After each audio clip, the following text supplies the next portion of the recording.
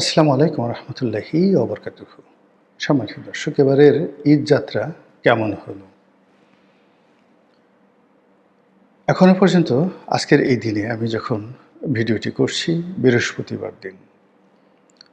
ঈদের আরও একদিন বাকি আছে মধ্যে, শুক্রবার। এমনকি ঈদের দিন শনিবার সকালে পর্যন্ত মানুষজন ঢাকা শহর ত্যাগ করবে। বিশেষ করে নরসিংদী, তারপর কুমিল্লা, দাউদকান্দি, এমনকি ফেনী, এদিকে মানিকগঞ্জ, তারপরে মুন্সিগঞ্জ, এই বিস্তীর্ণ এলাকার প্রায় ৫০ লাখ লোক যারা ব্যবসা বাণিজ্য করেন, তারা চাঁদ রাতে, মানে যে রাতে চাঁদ উঠে, সেই রাতের গভীর রাত পর্যন্ত ব্যবসা বাণিজ্য করেন এবং লেনাদেনা করে থাকেন। এবং বিভিন্ন মার্কেটে কেউ কর্মকর্তা, কেউ কর্মচারী, কেউ মার্কেটের মালিক, কেউ দোকানের মালিক, সব মিলিয়ে অন্তত ঢাকার আশেপাশের ৫০ লাখ লোক রয়েছেন যারা তাদের যে অর্থনীতি, ব্যবসা বাণিজ্য চাঁদ রাত কেন্দ্রিক হয়। হিসাবপত্র সব কিছুই তারা ক্লোজ করে এই চাঁদ রাতে।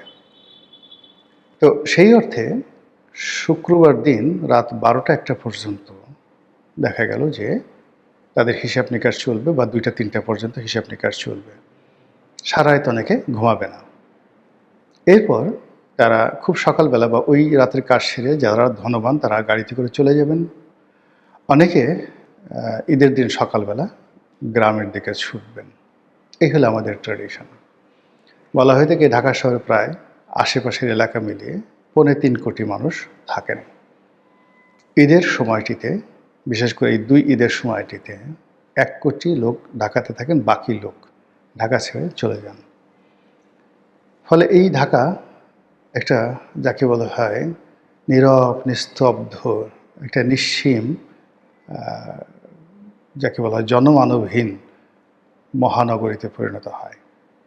আমরা যারা ঢাকাতে থাকি বিভিন্ন সময়, এই ঈদের সময়টিতে আমাদের অনেকের কাছে মনে হয় যেন দুর্বোধ্য, অসহায়।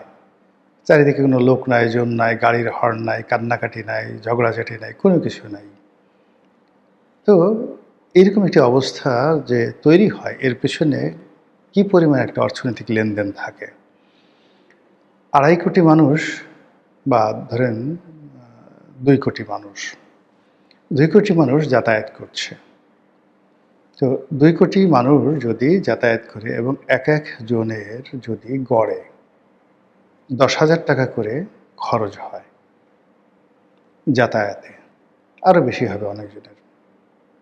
তো ১০,০০০ লোক যদি যাতায়াত করে, ১০,০০০ ইন্টু ২ কোটি খরচ করে, মানে একটু, মানে যাকে বলা হয় এটাকে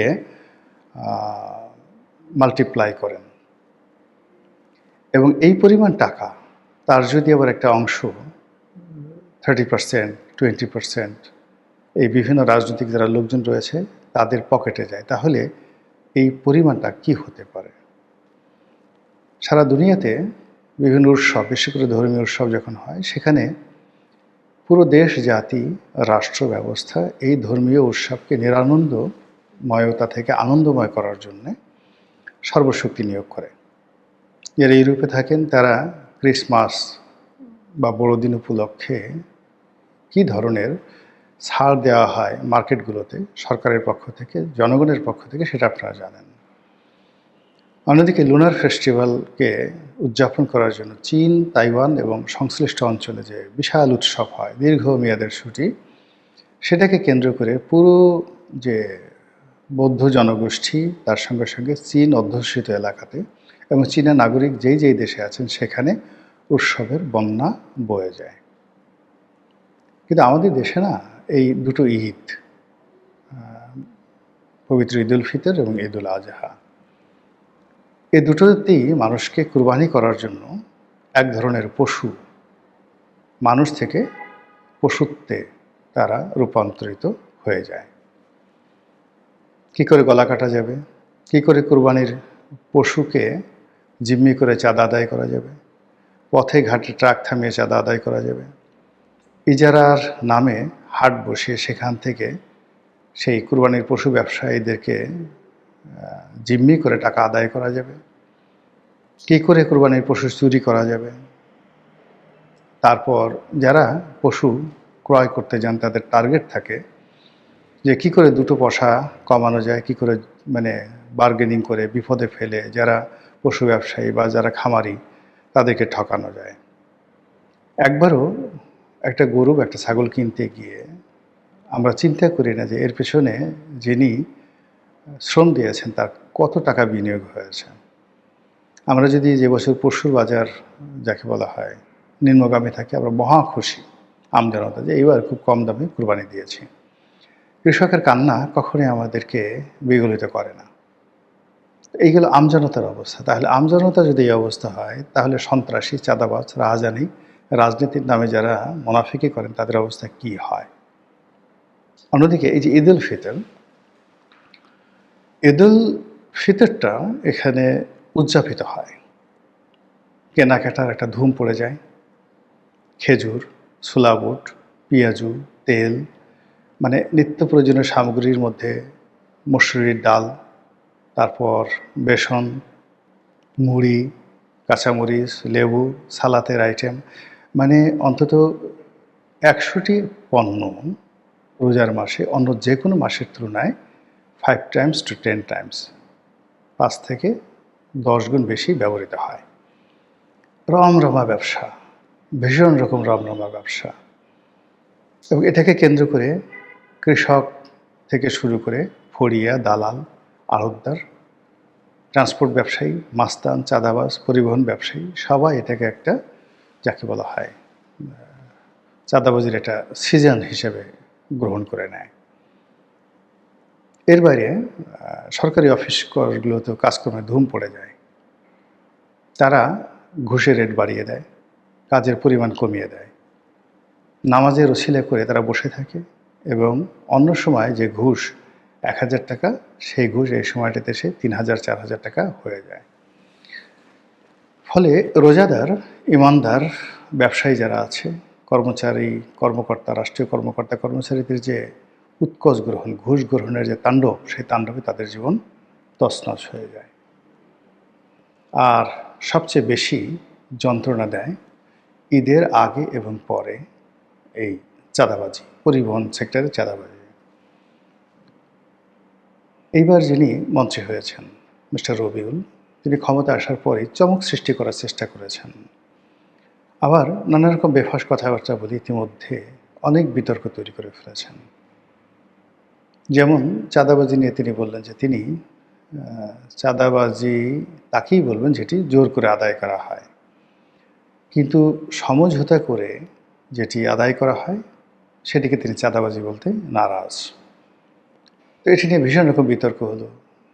তিনি তার যারা লোকজন আছেন তারা মিডিয়াতে এসে মন্ত্রীকে সমর্থন করার চেষ্টা করলেন, কিন্তু শেষ পর্যন্ত যেটি হলো সেটি হলো তিনি সমঝোতার চাঁদাবাজির রূপকার হয়ে গেলেন। ওবায়দুল কাদেরকে যেভাবে কাউয়া কাদের বলা হতো, ঠিক এইভাবে রবিউলকে বলা হচ্ছে সমঝোতার চাঁদাবাজদের মাস্টার মাইন্ড বা প্রভু, এরকম কথাবার্তা। এই কারণ হলো যে এখানে যে চাঁদাবাজি হয় মালিক পক্ষ করে, শ্রমিক পক্ষ করে, তারপর বিভিন্ন মাস্তানি যারা করেন পথে ঘাটে তারা করেন, আর অন্যান্য যে সকল লোকজন রয়েছেন এই পরিবহন সেক্টরে মোরালের সবাই এই সময়টিতে বেপরোয়া হয়ে পড়েন। হাজার হাজার কোটি টাকার এখানে লেনদেন হয়, চাঁদাবাজির লেনদেন হয়। এই লেনদেন বিভিন্ন হাত হয়ে জায়গা মতো পৌঁছে যায়। আগের যে ওবায়দুল কাদের সাহেব ছিলেন সেই জমানাতে যারা এই পরিবহন সেক্টরে চাঁদাবাজি করতেন, জাতীয় পার্টির মশিউর রহমান রাঙা, তারপর সেই জনাব শাহজাহান খান, তারা এই টোটাল জিনিসটা নিয়ন্ত্রণ করতেন, টোটাল পরিবহন সেক্টর। এমনকি পরবর্তীতে নৌ সেক্টর, বন্দরও এবং গার্মেন্টস সেক্টরেও কিন্তু তারা নিয়ে আসছিল তাদের হাওতার মধ্যে। তো এখন তারা নাই। সেই চাঁদাবাজিটা কারা করছে? জামাতের লোক নিঃসন্দেহে চাঁদাবাজি করছে না, বিএনপির কেউ না কেউ করছে। বিগত সরকার আমলে শামসুর রহমান শিমুল বিশ্বাস তিনি এই পরিবহন সেক্টরের নেতা ছিলেন, মানে 2001 থেকে 2006 পর্যন্ত। তারপরে বিআইডব্লিউটিসির চেয়ারম্যান ছিলেন। ফলে ওই সময়টাতে পুরো জিনিস তার নিয়ন্ত্রণে ছিল। এই বছর তিনি সংসদ সদস্য হয়েছেন, তার নিয়ন্ত্রণে কোনো কিছু আছে কিনা আমি বলতে পারবো না। তো হোয়াট এভার মেবি, যা কিছু হোক না কেন, এটার একটা ভাগ রাজনীতির নেতাকর্মীদের জন্য বরাদ্দ থাকে। এখন ওবায়দুল কাদের সাহেব এই চাঁদা নিত কি নিতেন না, এটা ওবায়দুল কাদের সাহেব ভালো বলতে পারেন, কিন্তু তার জন্য বরাদ্দ ছিল। তিনি হয়তো একটা ঘড়ি নিয়ে বা একটা টাই নিয়ে সন্তুষ্ট থাকতেন, কিন্তু এ জমানাতে অনেকে সেটা মানে বলবে যে না, মানে কোনো কাইন্ড হবে না, আই নিড ক্যাশ, আমার ক্যাশ দরকার। এরকম কিছু হচ্ছে কি হচ্ছে না ডাজ নট ম্যাটার, কিন্তু যে বিষয়টা সেটা হলো যে মন্ত্রী মহোদয় বিতর্কিত হয়ে পড়েছেন তার সেই বক্তব্যের দ্বারা, এবং এটা এই ঈদের এই সময়টিতে আরও বেশি এই সন্দেহটা বদ্ধমূল হয়েছে। এর কারণ হলো মন্ত্রী বারবার মালিক, শ্রমিক, চাঁদাবাজ এদের পক্ষে কথা বলেছেন। তিনি আসল সিনিয়রিটি স্বীকার করেননি। তিনি বারবার বলার চেষ্টা করেছেন যে একটি পয়সা ভাড়া বেশি নেওয়া হচ্ছে না, বরং ক্ষেত্র বিশেষে যা ভাড়া, চার্টের যে ভাড়া তার চেয়ে 30-35 টাকা বেশি নেওয়া হচ্ছে। অথচ কাউন্টারের বাইরে যেখানে বাস থামে এবং যেখান থেকে বেশিরভাগ যাত্রী ওঠে, সেখানে সবাই বলাবলি করছে যে 150 টাকার ভাড়া 500 টাকা চাওয়া হচ্ছে, 300 টাকার ভাড়া 900 টাকা নেওয়া হচ্ছে, এবং এবার এই প্রথম চাঁদাবাজির কোনো বাবা মা নেই। যে যেভাবে পারছে এবং যে যেখান থেকে পারছে সেটা তারা কালেকশন করছে, এবং নির্দয়ভাবে, নিষ্ঠুরভাবে। আমরা অনেকগুলো মর্মান্তিক দুর্ঘটনা দেখেছি। তাড়াহুড়া করে উঠতে গিয়ে লঞ্চের মধ্যে, 2 লঞ্চের মধ্যে পড়ে সঙ্গে সঙ্গে মারা গেছেন। সড়কে অনেকগুলো মর্মান্তিক দুর্ঘটনা হয়েছে। তারপর মালবাহী ট্রাকের ছাদের উপর উঠতে গিয়ে বহু নারী, বহু পুরুষ আহত হয়েছেন, লাঞ্ছিত হয়েছেন, অপমানিত হয়েছেন, তারপরেও তাদেরকে দেশে যেতেই হবে। তো এই যে আবহমান বাংলার যে মানুষের মন মানসিকতা এবং চিন্তা চেতনা, আমরা বিভিন্ন সময় আমরা সামাজিক মাধ্যমগুলোতে চেষ্টা করেছি এর বিরুদ্ধে কথা বলার জন্য, কিন্তু কোনো কাজের কাজ হয়নি। মানুষ বরং আগের চাইতে আরও বেশি গ্রামমুখী হচ্ছেন, নারীর টানে যাচ্ছেন, এবং এটাই তাদের একটা অস্তিত্ব। এবং এইটাকে ভিত্তি করে যারা আন্ডারওয়ার্ল্ডের একটা ব্যবসা দাঁড় করিয়ে ফেলেছেন চাঁদাবাজির, তো সেই চাঁদাবাজি যদি এই সময়টিতে বন্ধ করা তো দূরের কথা, আরও অতীতের চাইতে আরও বেড়ে যায়, তাহলে জনাব তারেক রহমান সাহেবের সরকারের জন্য এটা ভালো হবে না। ভালো হবে না এই কারণে যে সব সরকারই চাঁদাবাজি করছে কম বেশি, সব আমলেই কম বেশি চাঁদাবাজি হয়েছে। কিন্তু যেহেতু অতীতে সরকারের যে প্রিভিয়াস রেকর্ড রয়েছে 2001 থেকে 2006 পর্যন্ত, সেখানে তাদের বিরুদ্ধে অন্যতম অভিযোগ ছিল মিস্টার 10%, মিস্টার চাঁদাবাজ, মিস্টার প্রিন্স, মিস্টার যুবরাজ। এই জিনিসগুলোর সাথে সাথে খোয়াব ভবন, হাওয়া ভবন, খাম্বা ইত্যাদি, মানে এত নেতিবাচক যে টাইম ম্যাগাজিনের মতো পত্রিকাতেও এই বিষয়গুলো চলে আসছে। ফলে এইবার ক্ষমতা এসে জনাব তারেক রহমান সাহেব প্রাণান্ত চেষ্টা করবেন বা করছেন চাঁদার বিরুদ্ধে লড়াই করার জন্য, এবং তাকে সেটা করতেই হবে যদি ক্ষমতায় তাকে টিকতে হয়। আর সেই কাজ তিনি যখন জেহাদ হিসেবে নেবেন, তখন তার দলের লোকজনরা পথে ঘাটে মাঠে যদি চাঁদাবাজির পরিমাণ বাড়িয়ে দেয়, রেট বাড়িয়ে দেয়, জুলুম অত্যাচারকে যদি সীমাহীন করে ফেলে, তাহলে বুঝতে পারেন যে সরকারের মধ্যে অন্তর্কলহ, ইন্টারনাল ক্লাশ, এটি কতটা আত্মঘাতী হবে। এবং এই ধরনের ইন্টারনাল ক্লাশ নিয়ে কোনো সরকার আখেরে, মানে শেষ পর্যায়ে ভালো কিছু করতে পারে না। মহান আল্লাহ আমাদের সবাইকে হেদায়েত দান করুন, হেফাজত করুন। আসসালামু আলাইকুম রহমতুল্লাহি ওয়া বারাকাতুহু।